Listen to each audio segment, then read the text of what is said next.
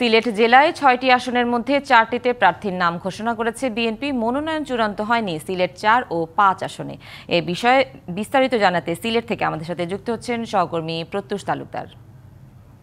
প্রত্যুষ, যাদের প্রার্থিতা নিশ্চিত হয়েছে তাদের প্রতিক্রিয়া জানাবেন, আর মনোনয়ন বঞ্চিতরা কি বলছেন? ধন্যবাদ সুন্দর। আপনি যেমনটি বলছিলেন, সিলেটের ৬টি সংসদীয় আসনের মধ্যে ৪টি আসনে প্রার্থীদের নাম প্রাথমিক মনোনয়নের নাম ঘোষণা করেছে বিএনপি। তার মধ্যে সিলেট ৪ এবং সিলেট ৫ এই দুটি আসনে কিন্তু এখনো প্রার্থীর ঘোষণা হয়নি। তো আমি এখন রয়েছি সিলেট ১ আসনের যিনি বিএনপি মনোনীত প্রার্থী খন্দকার আব্দুল মুক্তাদির তার বাসভবনে, এবং আপনি নিশ্চয়ই দেখতে পাচ্ছেন এখানে যারা নেতাকর্মী রয়েছে সকলেই কিন্তু ভিড় করছেন।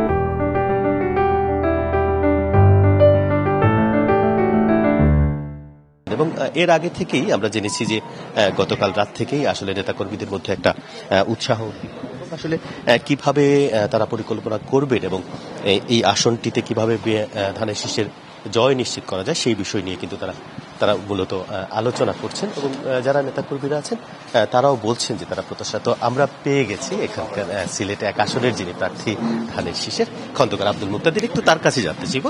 জনাব খন্দকার আব্দুল মুক্তাদির, প্রাথমিক প্রতিক্রিয়া আমরা জেনেছি, একটু বলবেন আসলে এই আসনটি অত্যন্ত গুরুত্বপূর্ণ একটি আসন, এই আসনে আপনার প্রত্যাশাটা? প্রথম হলো, শুধু এই আসন না, সারা বাংলাদেশেই গত ১৫, ১৬, ১৭ বছর তো নির্বাচন বিলুপ্ত হয়ে গিয়েছিল। তো নির্বাচন বিলুপ্তির মানে কি? মানুষ তার সম্মতির ভিত্তিতে যে রাষ্ট্র পরিচালনা দেখতে চায়, সেই জায়গা থেকে মানুষকে বঞ্চিত করা হয়েছিল দিন দিন। তো আমরা দীর্ঘ প্রতীক্ষিত নির্বাচন ফেব্রুয়ারিতে মাধ্যমে পুনরায় মানুষের মালিকানা এই রাষ্ট্রের উপর প্রতিষ্ঠিত করবে, এটি হচ্ছে নাম্বার ১। দ্বিতীয়ত, সারা দেশের মতো সিলেটেও অনেক পুঞ্জীভূত সমস্যা।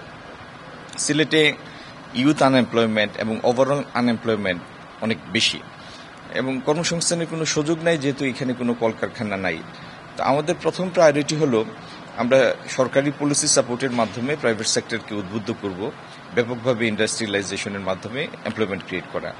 আমরা আইটি ট্রেনিং দিব, গ্রিন হাউস টেকনোলজিতে আমাদের ইউথদের ট্রেনিং দিব, ফান্ড দিব, এইভাবে কাজে সম্পৃক্ত করব।